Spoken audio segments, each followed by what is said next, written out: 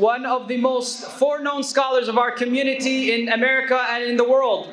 Someone who I'm sure many of us have listened to many of his lectures, such as his Seerah series from his previous masjid in Memphis. Now he is the Imam and the scholar, resident scholar of Epic, as we all know, one of the biggest mosques in America in Dallas. And very recently he just arrived from Al-Quds, Al-Aqsa. May Allah subhanahu wa ta'ala grant us the ability to pray in Masjid Al-Aqsa. Say Ameen. Without any further ado, I'd like to welcome Sheikh Dr. Yasir Qadhi.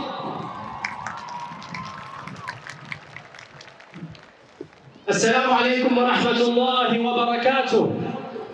Allahu Akbar, Allahu Akbar, Allahu Akbar, Allahu Akbar, Allahu Akbar, Allahu Akbar, Allahu Akbar. الله أكبر كبيرا والحمد لله كثيرا وسبحان الله بكرة وأصيلا لا إله إلا الله وحده صدق وعده ونصر عبده وأعز جنده وهزم الأحزاب وحده لا إله إلا الله ولا نعبد إلا إياه مخلصين له الدين ولو كره الكافرون. Brothers and sisters, today and yesterday are the two holiest days of the entire year. And today is the holiest of our Eids, Eid al-Adha. May Allah subhanahu wa ta'ala bless us and the entire ummah on this day. On this day of Eid al-Adha, we commemorate our father Ibrahim alayhi salam. And in today's brief lecture, I wanted to extract 3 lessons from the life of Ibrahim alayhi salam that I want me and you to implement, to practice, to learn from. After all, Allah says in the Quran that Ibrahim was an ummah unto himself. Inna Ibrahim kana ummatan qanitan lillah. Ibrahim was a one-man ummah. Ibrahim was a leader for all of mankind. And Allah reminds us in the Quran, وَمَنْ أَحْسَنُ قَوْلًا, who does better than he who follows the millah of Ibrahim, the religion of Ibrahim. And Allah says, Allah took Ibrahim as a khalil. Allah took Ibrahim as a close friend. So why did Allah Azza wa Jalla choose Ibrahim? What are the characteristics of Ibrahim? In today's brief lecture, I'm going to extract 3 characteristics.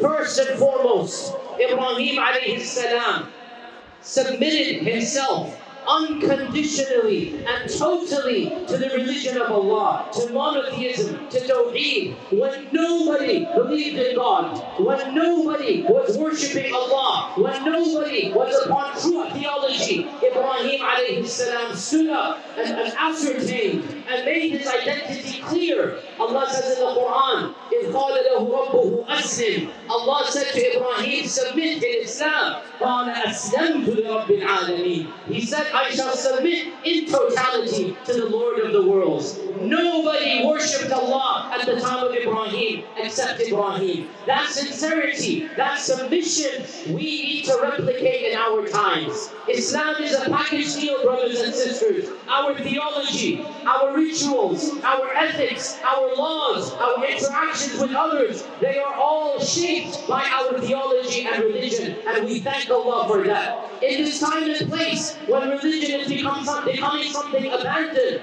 when people are leaving what it means to believe in God, we need to revive the spirit of Ibrahim amongst the people who used to respect Ibrahim. We need to show this community, this world, what it means to submit to God, the peace that comes in our lives when we submit to God. We need to show them the reality of what it means to be a Muslim in our beliefs, in our theology, in our aqidah, in our rituals, brothers and sisters. Never be ashamed to pray to your Lord. That's what Ibrahim did. Never be ashamed to practice your Islam publicly as our father Ibrahim did. This is the first point. Be proud to be Muslim, even if nobody else is Muslim in that room, in that environment. Learn from Ibrahim alayhi salam and show that sincerity and submit to Allah unconditionally. The second lesson from Ibrahim alayhi salam's life, the second was Ibrahim alayhi salam showed us the way of the righteous, the way of the prophetic way, is to stand up against injustice and to speak truth to power. Ibrahim was challenged by the worst tyrant of his time, Nimrud. And Nimrud threatened to recognizes that interaction. Allah praises Ibrahim. أَلَمْ تَرَ إِلَى الَّذِي حَاجَ إِبْرَاهِيمَ فِي رَبِّهِ. Don't you see the one who argued with Ibrahim? Nimrud argued with Ibrahim about his Lord. And Ibrahim publicly debated and challenged the false claims of Nimrud. In our times, we do not have people who claim to be gods on earth like Nimrud did, but we have their legacies and remnants. We have tyrannical regimes across the globe. We have dhulm and injustice taking place everywhere. If we truly respect Ibrahim alayhi salam, we need to stand up in the spirit of Ibrahim and speak truth to power. Be brave and call injustice what it really is, and that is injustice. Brothers and sisters, yesterday morning I prayed Salat al-Fajr in Masjid al-Aqsa. Today I'm in your midst. Yesterday morning I was in Palestine and I saw firsthand the dhulm, the oppression, the subjugation of our Palestinian brothers and sisters. For 75 years, our brothers and sisters have been subjugated. They are living in a semi-apartheid regime. Their rights have been stripped away. Their lands have been confiscated. Their houses are demolished.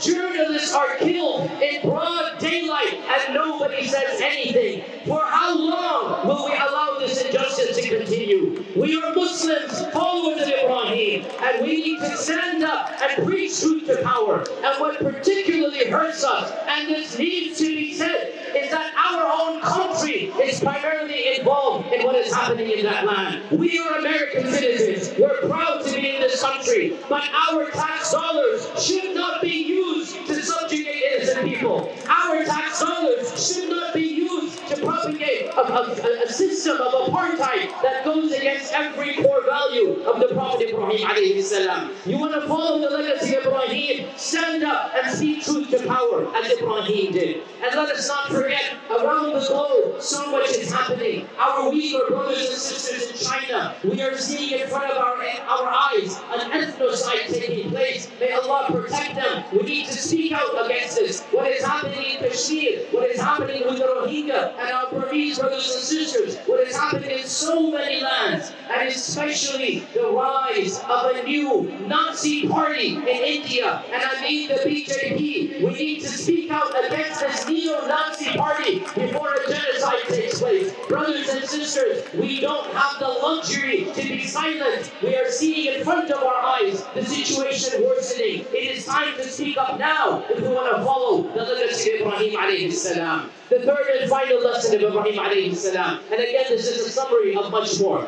The third and final lesson, Ibrahim alayhi salam was a role model, loving father. He was a person who raised his two sons with a strong love of Allah, with a strong sense of what it means to be a Muslim. So the third point I want to extract from the legacy of Ibrahim, parents, mothers and sisters, it is obligatory on you to embody the spirit of Ibrahim when you are raising your children. The love that he had. Allah says in the Quran, وَوَصَّى بِهَا إِبْرَاهِيمُ بَنِيهِ وَيَعْقُوبُ. Ibrahim told his children the wasiyah. What was the wasiyah? To be good Muslims, to worship Allah alone. Ibrahim loved his two sons and raised them with such good manners, such good akhlaq, such good religion, that the both of them, Ismail and Ishaq, became icons for all of humanity. Every single prophet and every major civilization after Ibrahim was from the children of Ibrahim. Why? Because as a father, he was a role model for his children. He showed them what it means to be a true believer and a true role model father. Brothers and sisters, parents, mothers and fathers, we live in a land where religiosity is on the decline, where people don't know what is faith. Your children need to see the reality of faith in your lives. They need to see what it means to be a follower of Ibrahim and a follower of our Prophet Muhammad sallallahu alaihi wasallam. Preserve the faith in your households. Be merciful and kind towards your children. Show the legacy of Ibrahim so that Islam can flourish and be here for many, many generations to come.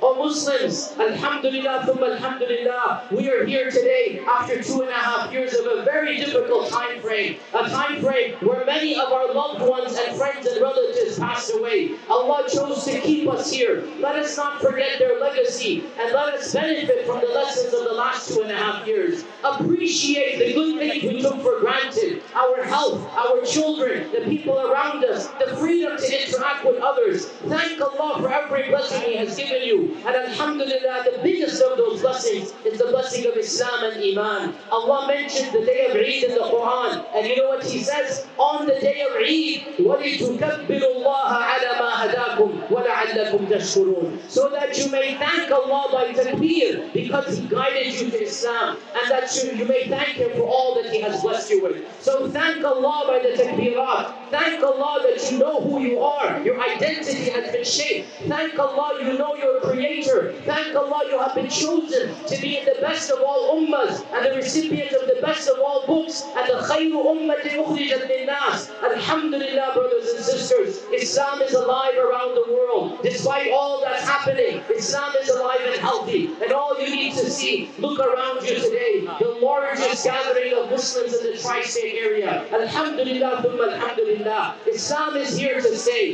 Islam shall be protected by Allah. The question is, will we protect ourselves and our children? That is the question you need to ask yourself. May Allah subhanahu wa ta'ala unite all of our hearts in faith to Him. May Allah subhanahu wa ta'ala allow the Prophet Ibrahim's legacy and his son, the Prophet Muhammad's legacy to shape our lives. May Allah subhanahu wa ta'ala allow us to be role model citizens of this land, ambassadors of faith and peace to the people around us. We pray that every single colleague and neighbor of ours sees the beauty of our faith in our actions. We pray that the beauty of the Prophet ﷺ is shown to our family and friends, our neighbors and colleagues, when we live up to the legacy of the Prophet ﷺ. We are here today to celebrate the legacy of our father Ibrahim alayhi salam, a man whom Allah subhanahu wa ta'ala praises in the Quran like no other prophet. And He says that Ibrahim was an ummah unto himself. And He tells our prophet Muhammad sallallahu alayhi wa sallam to take his father Ibrahim as a role model. Why? In today's khutbah, I'm going to remind myself and all of you of three basic points and legacies of why Ibrahim alayhi salam became who he became. And I'm going to extract three characteristics from his life so that we can implement in our lives. Point number one, characteristic number one, Ibrahim alayhi salam submitted his self, body and soul, in totality to the worship of Allah at a time and place and location where there was no worshipper of Allah. Allah says in the Quran, إِذْ قَالَ لَهُ رَبُّهُ أَسْلِمْ. Allah said to Ibrahim, accept Islam and submit to me. Ibrahim says, I submit to you, O Lord of the worlds. Even though there was not a single Muslim on earth at the time other than him, he stood up for his faith, he practiced his religion, he preached the truth, and he didn't care. He was all alone. Brothers and sisters, let us follow that legacy. Let us be proud of our identity as Muslims. Let us never shy away from telling people what we believe, what is our theology, what is our iman. Let us never shy away from practicing our rituals. Let us preach our akhlaq, our morality. It doesn't matter if people don't like it. It doesn't matter if it is politically incorrect. Our religion and our values are Abrahamic, and it is our duty to live up to that legacy of Ibrahim alayhi salam. That is point number one. Submit to Allah wholeheartedly, sincerely, and don't care how alone you are. Don't care if the rest of the world thinks it is politically incorrect. It doesn't matter. Truth is truth, even if people don't like it. The second legacy of Ibrahim alayhi salam, the second characteristic is the courage to stand up and preach against the tyrants of the world. Allah says in the Quran, أَلَمْ تَرَ إِلَى الَّذِي حَاجَّ إِبْرَاهِيمَ فِي رَبِّهِ أَنْ آتَاهُ اللَّهُ الْمُلْكَ. Don't you see this king whom Allah gave the kingdom to, how he argued with Ibrahim? And don't you see Ibrahim won that argument? Ibrahim stood alone in the court of Nimrud, and Ibrahim challenged the tyranny of Nimrud. We need to follow that legacy of the Prophet Ibrahim alayhi salam, and we need to speak truth to power. It is the job of those who follow Ibrahim alayhi salam and our Prophet Muhammad sallallahu alayhi wa sallam to speak truth to power and to fight against injustice, no matter how powerful the people of injustice are. Yesterday morning, I prayed Salatul Fajr in Masjid al-Aqsa in Palestine, and today I am over here. Palestine, brothers and sisters, for how long is it going to be under the subjugation and under the yoke of apartheid as it is? 75 years of land encroachment, of land confiscation, of demolition of homes, of a subjugation of a people because of their ethnicity and heritage. 75 years of persecution, and every year the persecution becomes worse and worse. Journalists are killed in public and nobody says anything. For how long will our brothers and sisters live under that subjugation? We as Muslims need to speak up and preach out, and especially, and I'm going to be super blunt here, as American Muslims, we have a double right. Why? Because it is our country, our nation, and I'm proud to be an American, but not everything our government does is good. I'm proud to be a part of this land and born of this land, but because I'm born of this land, I have more right to speak out against the injustices. I do not want my tax dollars to be spent in subjugating an innocent people. I do not want our foreign aid to help an apartheid regime. We as Muslims need to speak up and live up to the prophetic legacy. And it's not just Palestine. Around the globe, brothers and sisters, where does one begin? The Uyghurs are currently undergoing an ethnocide by the Chinese regime. As we're speaking, the Rohingya, our brothers and sisters in Kashmir, and perhaps one of the most frightening, the rise of a new neo-Nazi party in front of our very eyes. And I refer here to the BJP of India, a party that is literally taking its ideas from the Nazi party of the 1920s. And the genocide is around the corner unless we stand up and do something. How can we remain silent and claim to love the Prophet Ibrahim alayhi salam? It is the legacy of Ibrahim to speak truth to power. That is my second point. My third and final point of the legacy of Ibrahim alayhi salam. Ibrahim was a loving father. That's why Allah tested him with asking him to sacrifice whom he loved the most. Ibrahim raised children that were God-fearing and pious. As he's building the Kaaba, Ibrahim makes dua to Allah, "Oh Allah, protect me and my children." As he's dying, وَوَصَّى بِهَا إِبْرَاهِيمُ بَنِيهِ وَيَعْقُوبُ. Ibrahim gave his wasiyah, his last will and legacy to his sons, that you be good Muslims.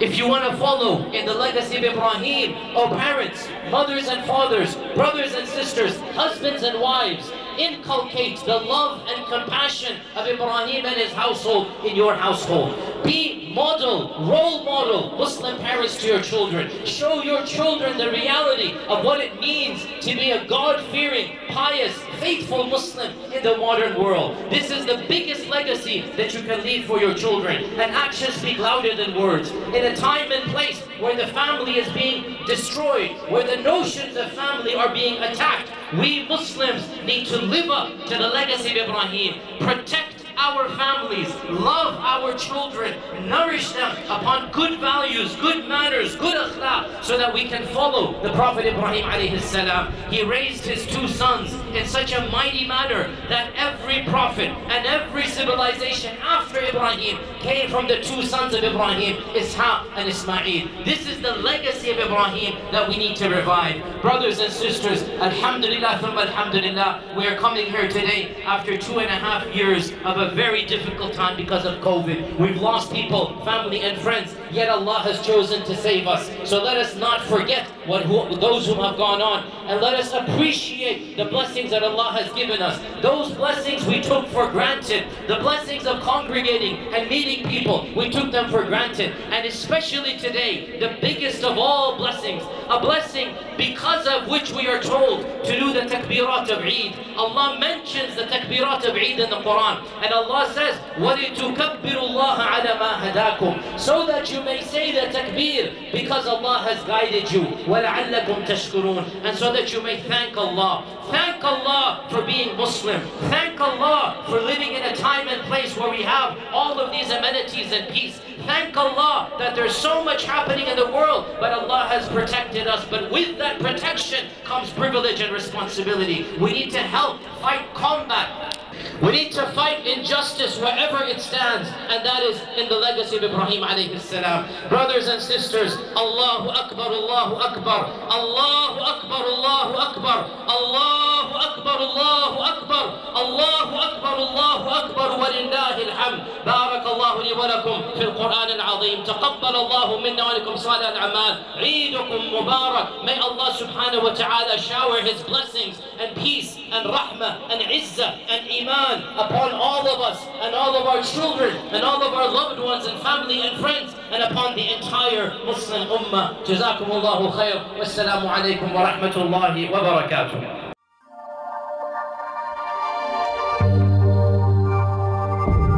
Eid Committee of New Jersey, bringing communities together.